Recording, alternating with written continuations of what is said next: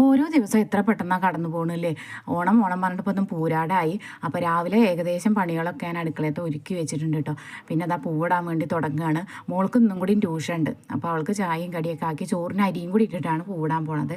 പിന്നെ അതാ ഇന്നലത്തെ പൂക്കളൊക്കെ എടുക്കുകയാണ് കേട്ടോ. ഇന്നൊരു ചെറുതായിട്ടൊരു മഴ മോഡലുണ്ട്. ഇന്നലെയാണെങ്കിൽ നല്ല വെയിലായതുകൊണ്ട് പൂവൊക്കെ ഒട്ടിയിരിക്കുന്നുണ്ട് കേട്ടോ. അപ്പോൾ അതൊക്കെ എടുത്ത് കളഞ്ഞ് പിന്നെ അതാ ചാണകം മെഴുകണമെന്ന് ചാണകം തളിച്ചിട്ടില്ല കേട്ടോ. നമുക്ക് വീടിൻ്റെ കുറച്ച് ദൂരത്ത് പോയിട്ട് വേണം ചാണകം എടുത്തിട്ട് വരാം. അപ്പോൾ അതിൻ്റെ ഒരു ബുദ്ധിമുട്ടും കൊണ്ട് എന്നും ഒന്നും ചാണകം തളിക്കാറില്ല. പിന്നെ അതാ പൂക്കൾ ഇഷ്ടം പോലെ ഉണ്ടായിട്ടുണ്ട് കേട്ടോ. അപ്പോൾ അതാ ഞാനൊരു മുക്കുറ്റിയും കൂടി നടുകിൽ വെക്കാൻ വേണ്ടി എടുത്തു. ഇന്ന് എവിടേക്കും പോയില്ല, നമ്മുടെ വീട്ടിലുള്ള പൂവ് മാത്രമാണ് കേട്ടോ എടുത്തിട്ടുള്ളത്.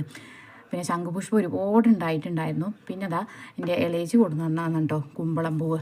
അപ്പോൾ അതും കൂടിയും വെച്ചു. പിന്നെ അതാ ചെമ്പരത്തി ഇട്ടു. ചെമ്പരത്തി ഇങ്ങനെ ഇടുമ്പോൾ നല്ല ഭംഗിയല്ലേ. കുട്ടികൾ എനിക്കൊരു മോഡലിലും പൂവിടാൻ വയ്ക്കില്ല പറഞ്ഞിട്ടെന്ന് ഞാനൊരു മോഡലിൽ ഇട്ട് നോക്കി വെക്കുകയാണെങ്കിൽ അത് ഇഷ്ടപ്പെട്ടതുമില്ല. ഇത്ര കുഴപ്പമുണ്ടായിരുന്നില്ല കേട്ടോ. ബാക്കി പൂക്കൾ ഞാൻ വേസ്റ്റ് ആക്കണ്ടേ വിചാരിച്ചിട്ട് അരുവിക്കൂടിയും